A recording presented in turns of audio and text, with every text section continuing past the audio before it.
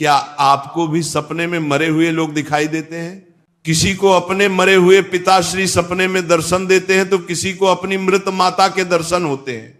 शायद आपने भी सपने में मृत परिजनों को अवश्य देखा होगा, लेकिन सुबह उठने के बाद आप उस सपने को दुर्लक्ष्य कर देते हैं। क्या अपने मन में कभी ऐसा विचार आया कि आपको ऐसा सपना क्यों दिखाई दिया? इस सपने का अर्थ क्या हो सकता है? लेकिन क्या आप जानते हैं, सपने में मरे हुए परिजन दिखाई देने पर हमें महत्वपूर्ण संकेत भी मिलते हैं। सपने में मृत परिजन दिखाई देना कोई आम बात नहीं है। इसके पीछे गहरा रहस्य छिपा हुआ है, जिनका वर्णन हमारे पुराणों में किया गया है। तो चलिए आपको सुनाते हैं वह प्राचीन महान कथा। इस कथा को सुनने मात्र से ही पितरों की कृपा प्राप्त होती है। आइए सुनते हैं वह कथा। एक बार देवर्षि नारद यमराज से मिलने के लिए यमलोक जाते हैं। यमराज देवर्षि नारद का बड़े प्रेम से आदर एवं सत्कार करते हैं और उन्हें प्रणाम करते हुए पूछने लगते हैं, देवर्षि, यमपुरी में आपका स्वागत है। आपके दर्शन से आज मैं धन्य हुआ और आपके चरण पड़ने से यमपुरी की शोभा बढ़ गई है। इस प्रकार से यमराज के द्वारा स्वागत किए जाने पर देवर्षि नारद प्रसन्न होते हैं और यमराज को भी प्रणाम करते हैं और कहते हैं, हे मृत्यु के देवता यमराज, आपको भी मेरा प्रणाम है। आपके आदर सत्कार से हम अत्यंत प्रसन्न हुए। फिर यमराज नारद जी से कहते हैं, हे देवर्षि, आज आपका यमलोक में आने का क्या प्रयोजन है? अवश्य ही कोई महत्वपूर्ण कार्य अथवा कोई महत्वपूर्ण समाचार लेकर आप आए होंगे, या फिर हमसे कोई भूल तो नहीं हुई है? कृपया बताइए, मैं आपकी क्या सेवा कर सकता हूं? तब देवर्षि नारद कहते हैं, हे धर्मराज, आप तो मृत्यु के तथा न्याय के देवता हैं। आप तीनों लोकों के सभी जीवित और मृत प्राणियों का लेखा जोखा रखते हैं। आपको समस्त चराचर के भूत और भविष्य का भी ज्ञान है। इसीलिए मैं आपके पास कुछ शंका लेकर आया हूं, जिसे दूर करने की कृपा करें। फिर यमराज कहते हैं, हे देवर्षि, आप सत्य कहते हो। हम तीनों लोकों में निवास करने वाले सभी जीवित और मृत प्राणियों का लेखा जोखा अवश्य रखते हैं, किंतु आपके मन की बात जानना हमारे बस का नहीं है। आप तो तीनों लोकों की खबर रखते हैं। आप भगवान विष्णु के सबसे प्रिय भक्त हैं। आप समस्त शास्त्रों का भी ज्ञान रखते हैं। किंतु अगर आप मुझसे कुछ जानना चाहते हैं तो मैं अवश्य ही आपकी सहायता करूंगा। हे देवर्षि, आपकी जो भी शंका और प्रश्न है आप निसंकोच पूछ सकते हैं। मैं अपने सामर्थ्य के अनुसार उनका जवाब देने का प्रयास अवश्य ही करूंगा। देवर्षि नारद कहते हैं, हे यमराज, मैं पृथ्वी लोक का भ्रमण करके आया हूं। मैंने पिशाच, प्रेत, कुष्मांड, बेताल, चुड़ैल, पिशाचिनी आदि प्रकार की कई विचित्र चीजें देखी हैं जो जंगल में निवास करती हैं। इसके साथ ही मैंने देखा है, ये सभी दुष्ट शक्तियां मनुष्यों को परेशान करती हैं, उन्हें दुख देती है। इसका क्या कारण है? ये सभी बुरी शक्तियां मनुष्य को क्यों परेशान करती हैं? तथा मेरे मन में एक प्रश्न है कि मनुष्य कई बार सपने में अपने पूर्वजों को देखता है, तो इसका क्या अर्थ होता है? सपने में मरे हुए लोग दिखाई देने का क्या मतलब है? इससे मनुष्य को कौन से संकेत मिलते हैं? मैं समस्त मनुष्य जाति के कल्याण के लिए इन प्रश्नों के उत्तर जानने के लिए ही आपके पास आया हूं। नारद जी के प्रश्न सुनकर यमराज कहते हैं, हे देवर्षि, आपने समस्त मानव जाति के कल्याण के लिए उचित ही प्रश्न किया है। मैं आपको इन सभी प्रश्नों के उत्तर अवश्य देता हूं, किंतु उससे पहले मैं आपको एक अत्यंत पवित्र कथा सुनाता हूं। इस कथा में आपको सभी प्रश्नों के उत्तर मिल जाएंगे। आप इस कथा को ध्यान से अवश्य सुने। जो भी मनुष्य इस कथा का श्रवण करता है, मैं उसके 32 अपराध माफ करता हूं। तब नारद जी कहते हैं, हे धर्मराज, आप मुझे वह महान कथा सुनाइए, मैं इसे ध्यान से सुनूंगा। तो फिर यमराज देवर्षि नारद को ये महान कथा सुनाते हैं। तो चलिए आपको वह कथा सुनाते हैं। आप सभी इस कथा को ध्यान से सुनिए। एक समय की बात है, मध्य देश में एक अत्यंत शोभायमान नगरी थी, जहां पर एक सेठ अपने 4 भाइयों के साथ निवास करता था। उस सेठ का नाम धर्मन था। उसके 4 भाई सुमन, नंदन, विरोचन और विद्वान थे। सेठ और उसके सभी भाइयों का विवाह हो चुका था और सभी बड़े प्रेम के साथ एक दूसरे के साथ रहते थे।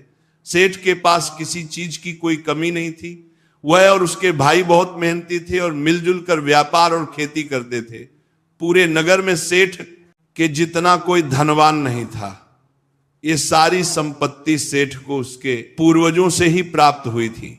सेठ के पूर्वज महादानी और दयावान थे। वे सभी दान धर्म तथा अनेक प्रकार के यज्ञ हवन आदि धार्मिक कार्य किया करते थे। किंतु सेठ कंजूस स्वभाव का था और उसके अंदर पूर्वजों के लक्षण नहीं थे। सेठ ने दान धर्म करता और ना ही यज्ञ तथा हवन आदि कार्य करता था। सेठ ने धन तो बहुत इकट्ठा किया था, किंतु उसने कभी अपने धन का सदुपयोग नहीं किया। उसने कभी किसी को फूटी कौड़ी भी दान में नहीं दी और ना ही उसने कभी दूसरों को भोजन कराया। सेठ के पूर्वज तो मंदिरों में भंडारा दिया करते थे, गरीबों को वस्त्र तथा अन्न का दान किया करते थे, लेकिन सेठ ने अपने पूर्वजों का कभी अनुसरण नहीं किया। वह हमेशा ही धन कमाने में और धन का संचय करने में लगा रहता था, जिससे उसके पास बहुत सारी धन संपत्ति तो हो गई, लेकिन उसके पूर्वज उससे बहुत दुखी और नाराज हो गए। फिर पितृपक्ष आया। पितृपक्ष में सभी पूर्वज अपने पुत्रों के द्वारा श्राद्ध और तर्पण की अपेक्षा कर रहे थे, किंतु उनके किसी भी पुत्र ने अपने पूर्वजों के लिए श्राद्ध किया और ना ही तर्पण किया। उन्होंने ना दान धर्म किया और ना ही किसी भूखे प्राणी को भोजन कराया। अपने पुत्रों को ऐसी दुष्टता देखकर सभी पितृगण अत्यंत दुखी हुए। सेठ के पूर्वजों को अपने पुत्र का व्यवहार ठीक नहीं लगता था। इसी कारण से वह पितृलोक में भी दुखी ही रहा करते थे। धन कमाने के लालच में सेठ इतना उन्मत्त हो गया कि वह अपने पूर्वजों को भी भूल गया और उसने अपने पूर्वजों का श्राद्ध तथा तर्पण आदि कार्य करना भी बंद कर दिया, जिससे उसके पूर्वजों की आत्मा की तृप्ति नहीं होती थी। वे अपने पुत्र के ऐसे व्यवहार से दुखी रहने लगे। फिर एक दिन उस सेठ के पूर्वज चर्चा करते हैं। वे एक दूसरे से कहने लगते हैं, हमारा बड़ा ही दुर्भाग्य है जो हमारे कुल में इतने स्वार्थी और लालची पुत्रों का जन्म हुआ है। हमारे पुत्र हमारे लिए श्राद्ध करते हैं और ना ही दान धर्म करते हैं। हमारे पुत्रों के कुकर्मों के कारण हमारा पतन हो रहा है। इस प्रकार से विचार करके वे सभी पितृ अपने पुत्रों से मिलने के लिए जाने के विषय में सोचने लगते हैं और कहते हैं हमें यमराज के पास जाना चाहिए। अब वे ही हमारी इस समस्या का समाधान कर सकते हैं। हम सभी यमराज के पास जाकर उनसे हमारे पुत्रों को मिलने के लिए जाने की अनुमति मांगेंगे। फिर सभी पितृगण आकाश मार्ग से उठते हुए पितृलोक से यमलोक में यमराज के पास जाते हैं। वहां पर जाकर वे सभी यमराज को नमस्कार करते हैं। पितृगणों को यमपुरी में आया हुआ देखकर यमराज भी उनका स्वागत करते हैं और उनके आने का कारण पूछते हैं। तब सभी पितृ हाथ जोड़कर अपना दुख बताने लगते हैं। वे सभी पितृ यमराज से कहते हैं, हे धर्मराज, हमारे पुत्रों की मति भ्रष्ट हो गई है। हमारे पुत्र न दान करते हैं और न श्राद्ध और तर्पण करते हैं। उनके अशुभ आचरण से हमारा पतन हो रहा है। वे कभी दान धर्म नहीं करते हैं, जिस कारण से हमारी संतुष्टि नहीं हो रही है। कृपया आप हमें हमारे पुत्रों से मिलने के लिए एक बार जान दे। हम हमारे पुत्रों को समझाकर लौट आएंगे, उन्हें शास्त्रों का ज्ञान देकर फिर से यमलोक लौट आएंगे। तब यमराज ने उन्हें आज्ञा देते हुए कहा, हे महात्माओं, तुम अपने पुत्र को मिलने के लिए तो नहीं जा सकते, किंतु तुम अपने पुत्र को स्वप्न के माध्यम से संकेत अवश्य दे सकते हो। इसीलिए आप सभी अपने पुत्रों को उनके सपने में जाकर संकेत देकर उन्हें अपना दुख समझा सकते हैं। फिर वे सभी पितृ इस बात पर सहमत हो जाते हैं और एक एक करके अपने सभी पुत्रों के सपनों में जाकर उन्हें दर्शन देते हैं। सबसे पहले वे अपने बड़े पुत्र के अर्थात उस सेठ धर्मन के सपने में उसे दर्शन देते हैं और उसे संकेत देते हैं, किंतु उनका बड़ा पुत्र उनके संकेतों को समझ नहीं पाता है। दूसरे दिन जागने पर वह उस सपने को भूल जाता है और अपने पितरों के द्वारा दिए गए संकेतों को भी नजरअंदाज कर देता है। इससे वे सभी पितृगण फिर से निराश हो जाते हैं और फिर सभी पितृगण अन्य पुत्रों के सपनों में जाकर भी उन्हें दर्शन देने लगते हैं तथा उन्हें अनेक प्रकार के संकेत भी देते हैं, लेकिन उनके बाकी पुत्र भी उन संकेतों को दुर्लक्ष्य कर देते हैं। कोई भी अपने पूर्वजों के द्वारा बताए हुए संकेतों को समझ नहीं पाता है, जिससे सभी पितृगण अत्यंत दुखी और नाराज हो जाते हैं। सेठ और उसके भाई धन कमाने के लालच में पूरी तरह अंधे हो चुके थे। उन्हें पूर्वजों के प्राप्त द्वारा दिव्य संकेतों का महत्व कुछ भी नहीं लगता था, किंतु पितरों के स्वप्न में दर्शन देने के कुछ ही दिनों के बाद उस सेठ को व्यापार में नुकसान उठाना पड़ता है। उसे व्यापार में बहुत ज्यादा घाटा होने लगता है, जिससे उसकी सारी धन संपत्ति नष्ट हो जाती है। सभी भाइयों में वाद विवाद और लड़ाई झगड़े होने लगते हैं। पूर्वजों द्वारा जमा की हुई सारी जमीन जायदाद को वे बेच डालते हैं और पूरी तरह से बर्बाद हो जाते हैं। सभी भाई एक दूसरे से अलग हो जाते हैं और अपना अपना पेट पालने में लग जाते हैं। उधर स्वर्ग लोक में पितरों को अपने पुत्रों की ऐसी दुर्गति देखकर बहुत पीड़ा होने लगती है। सभी पितृगण अत्यंत दुखी और उदास हो जाते हैं। फिर से वे सभी यमराज के पास जाते हैं और कहने लगते हैं, हे धर्मराज, हमसे हमारे पितरों की ऐसी दुर्गति नहीं देखी जाती है। हमारे द्वारा किए गए सभी पुण्य कर्मों को हमारे पुत्रों ने नष्ट कर डाला है। कृपया आप कुछ ऐसा उपाय करें जिससे हमारे पुत्रों को उनकी भूल का पता चल जाए। फिर यमराज उन पितरों से कहते हैं, हे महात्माओं, तुम्हारी इस व्यथा को मैं समझता हूं। मैं तुम्हारी अवश्य ही सहायता करूंगा। मैं स्वयं तुम्हारे पुत्रों के पास जाकर उन्हें उनकी भूल के बारे में बताता हूं। फिर यमराज अपने भैंसे पर सवार होकर पृथ्वी लोक पर आते हैं और उस सेठ के घर की तरफ जाने लगते हैं। हाय, जब यमराज सेठ के घर के समीप पहुंच जाते हैं, तभी वे एक साधु का रूप धारण कर लेते हैं। सबसे पहले वो उस सेठ के घर पर जाते हैं तो वो सेठ अत्यंत बीमार पड़ा हुआ होता है।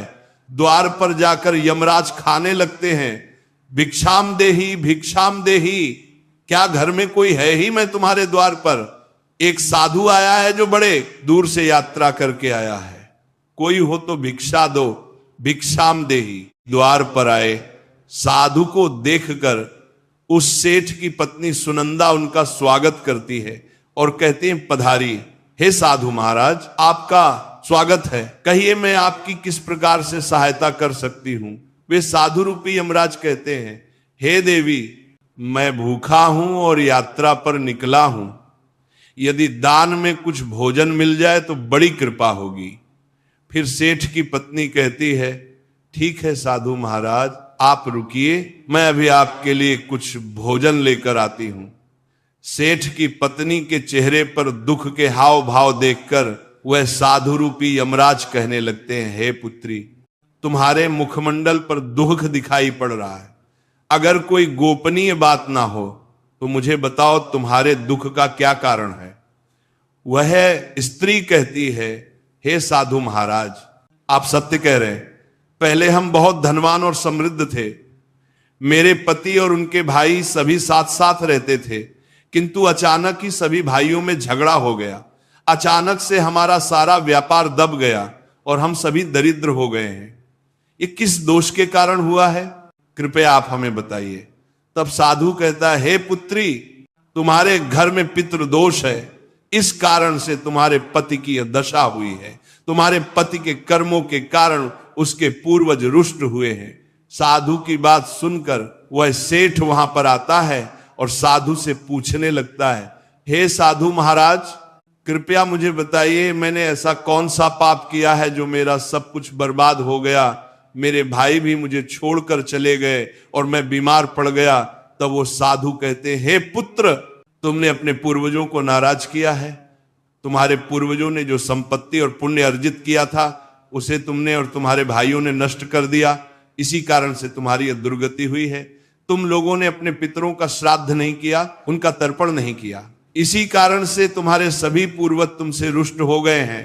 तुम्हारे पूर्वजों ने सपने में आकर तुम्हें कई महत्वपूर्ण संकेत दिए थे, किंतु तुमने उन संकेतों को दुर्लक्ष्य कर दिया और अपने पूर्वजों को अपमानित किया है। यही कारण है कि तुम्हारा सारा वैभव नष्ट हो चुका है।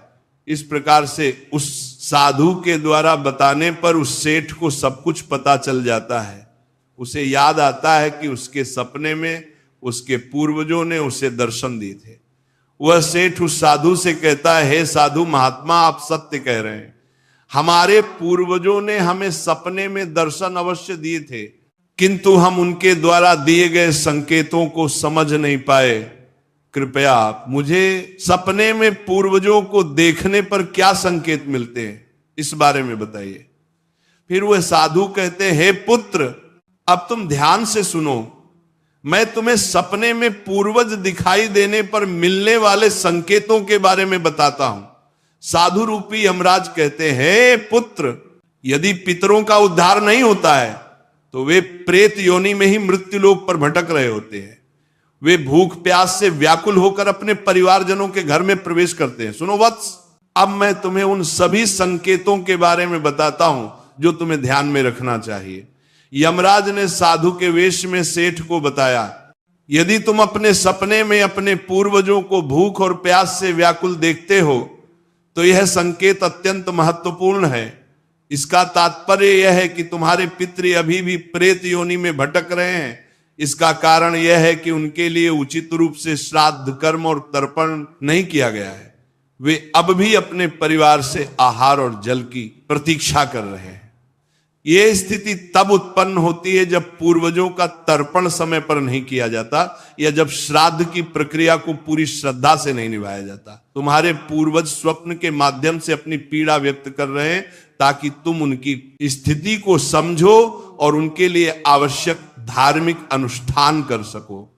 इस समस्या का समाधान यही है कि अपने पितरों के लिए विधि पूर्वक श्राद्ध कर्म और तर्पण किया जाए। सेठ को और स्पष्ट करते हुए यमराज बोले, अगर तुम्हें अपने सपने में मृत पूर्वज जंजीरों में बंधे हुए दिखाई देते हैं तो यह अत्यंत चिंता का विषय है। यह संकेत इस बात का प्रतीक है कि तुम्हारे पितृ किसी बंधन में हैं और उन्हें मुक्ति नहीं मिल पाई है। यह स्थिति तब उत्पन्न होती है जब उनके श्राद्ध या तर्पण समय पर नहीं किए जाते या उनके लिए आवश्यक धार्मिक कृत्य अधूरे रहते हैं। यह दर्शाता है कि पितरों की मुक्ति में बाधाएं उत्पन्न हो रही हैं। इस समस्या का समाधान भी यही है कि तुम दान, श्राद्ध और तर्पण का आयोजन करो ताकि पितरों की आत्मा को शांति मिल सके और वे अपने बंधनों से मुक्त हो सके। यमराज ने गंभीरता से कहा, अगर तुम्हारे पूर्वज सपने में मैले और फटे पुराने वस्त्र पहने हुए दिखाई दें तो यह अत्यंत अशुभ संकेत है। ये इस बात का प्रतीक है कि तुम्हारे पितृ अत्यधिक दुखी और पीड़ित हैं। वे प्रेत योनि में भटक रहे हैं और उनकी आत्मा को शांति प्राप्त नहीं हो पा रही है। ये तब होता है जब उनके लिए श्राद्ध कर्म, तर्पण और पिंडदान नहीं किया जाता। इसलिए जब भी इस प्रकार का सपना आए, अपने पूर्वजों की आत्मा की शांति के लिए तुरंत पिंडदान और तर्पण करना अनिवार्य होता है। सेठ से बात करते हुए यमराज ने समझाया, अगर तुम्हारे पूर्वज सपने में तुमसे कुछ मांगते हुए दिखाई दें तो यह इस बात का संकेत है कि उनकी कोई अधूरी इच्छा बाकी रह गई है। उनके जीवन काल की कोई अभिलाषा अधूरी रह गई थी जो उन्हें मुक्ति प्राप्त करने में बाधा डाल रही है। ऐसे सपनों में यह देखना महत्वपूर्ण है कि वे किस प्रकार की वस्तु की मांग कर रहे हैं। तुम्हें उसे वस्तु या उसकी समरूप चीज का दान करना चाहिए ताकि उनके अधूरे कार्य पूर्ण हो सके और उनकी आत्मा को शांति प्राप्त हो सके। जब उनकी इच्छाएं पूरी हो जाती हैं तो वे प्रेत योनि से मुक्ति पा लेते हैं। यमराज ने सेठ की ओर देखते हुए कहा, यदि सपने में तुम्हारे पूर्वज तुम्हारे सर पर हाथ फेरते हुए दिखाई दें तो यह अत्यंत शुभ संकेत होता है। इसका अर्थ यह है कि तुम्हारे पूर्वज तुमसे अत्यधिक प्रसन्न हैं और तुम्हें अपना आशीर्वाद दे रहे हैं। ऐसे सपने इस बात का प्रतीक होते हैं कि तुम्हारे जीवन में कुछ अच्छा होने वाला है और तुम्हारे पूर्वज सदैव तुम्हारे साथ रहकर तुम्हारी रक्षा कर रहे हैं। ये संकेत तुम्हारे पितरों की प्रसन्नता का प्रतीक है, जो उनके आशीर्वाद के रूप में प्रकट हो रहा है।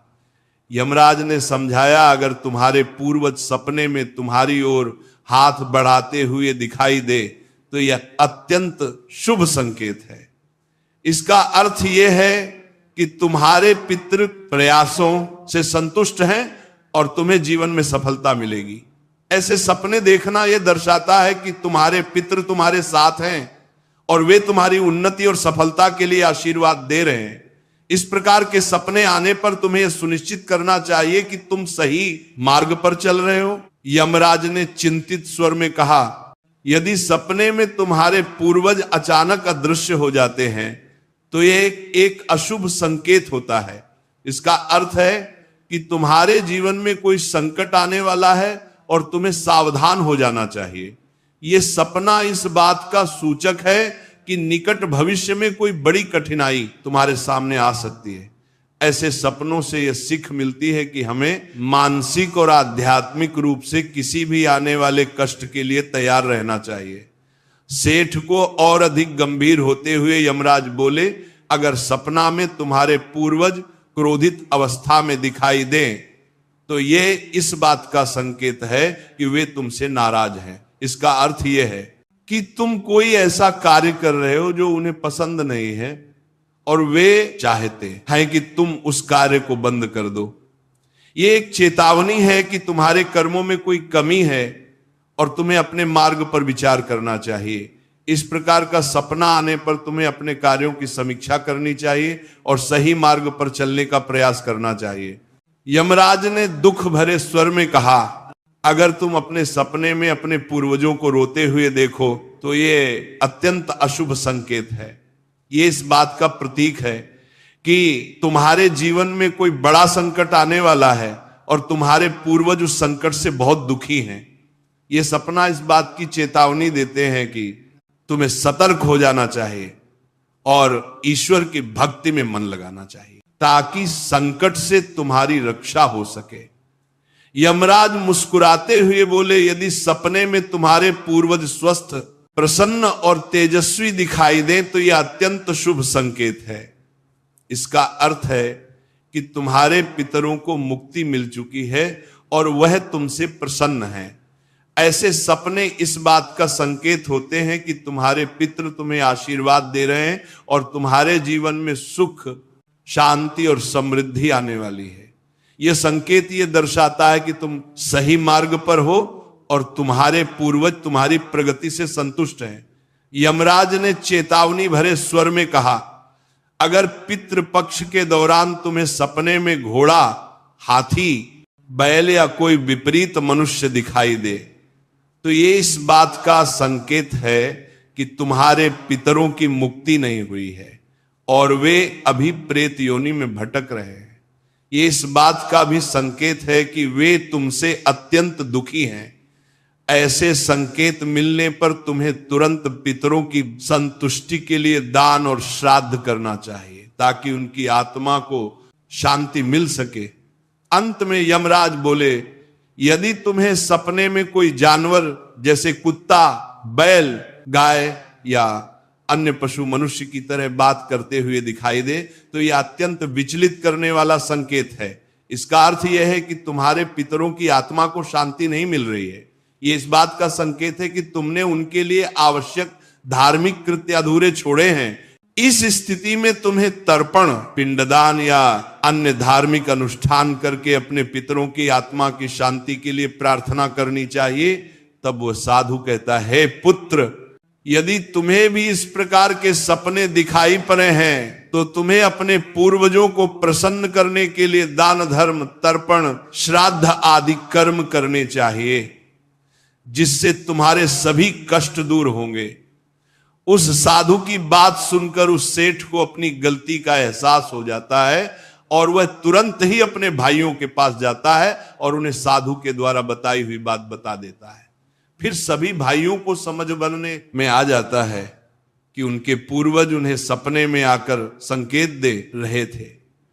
फिर वे सभी भाई मिलकर नदी के तट पर जाते हैं और अपने पूर्वजों के लिए श्राद्ध, तर्पण, दान धर्म आदि कार्य करते हैं और अपने पितरों को संतुष्ट करते हैं। फिर एक दिन उनके पूर्वज उनके सपने में आकर उन्हें दर्शन देते हैं और उन्हें नाना प्रकार के संकेत देते हैं। वे सभी संकेत शुभ होते हैं, अपने पितरों के द्वारा शुभ संकेत प्राप्त होने पर उन सभी भाइयों का जीवन खुशियों से भर जाता है। उनके सभी रोग और दोष समाप्त होते हैं। वे फिर एकजुट होकर रहने लगते हैं और खूब तरक्की करते हैं। यमराज नारद जी से कहते हैं, हे देवर्षि, जब मनुष्य के पूर्वज संतुष्ट हो जाते हैं तब मनुष्यों को अनेक प्रकार के संकेत प्राप्त होते हैं। अब मैं तुम्हें उन शुभ संकेतों के विषय में बताता हूं। यदि सपने में मृत परिजन सिर पर हाथ फिराते हुए दिखाई देते हैं, इस सपने का अर्थ यह है कि वे बहुत अधिक प्रसन्न हैं। पूर्वज ये संकेत दे रहे हैं कि उस मनुष्य के जीवन में कुछ बहुत ही अच्छा होने वाला है। यदि पूर्वज मनुष्य की ओर हाथ बढ़ाते हुए दिखाई देते हैं तो पूर्वज यह संकेत दे रहे हैं कि मनुष्य जो भी काम कर रहे हैं उससे वे संतुष्ट हैं और उसे उस कार्य में अवश्य ही सफलता प्राप्त होगी। यदि सपने में पूर्वज स्वस्थ दिखाई देते हैं, उनके मुखमंडल पर तेज दिखाई देता है और उनके वस्त्र चमकीले और सफेद रंग के होते हैं, तो उन पितरों को मुक्ति मिल चुकी है, ऐसा समझना चाहिए। अगर सपने में पूर्वज दूर आकाश में बादलों पर बैठे हुए दिखाई देते हैं तो यह शुभ संकेत है। मनुष्य के पूर्वज अत्यंत प्रसन्न है और उसे आशीर्वाद दे रहे हैं। इस प्रकार से उन सभी भाइयों को पूर्वजों के द्वारा शुभ संकेत प्राप्त होते हैं और उनका खोया हुआ सारा धन और संपत्ति उन्हें वापस मिल जाते हैं और सभी भाई मिलजुल कर एक साथ रहने लगते हैं और सुख पूर्वक 100 वर्षों तक जीवन व्यतीत करके दिव्य विमान में बैठकर पितृलोक चले जाते हैं। तो इस प्रकार से यमराज ने देवर्षि नारद को पितरों के द्वारा मिलने वाले संकेत बताए हैं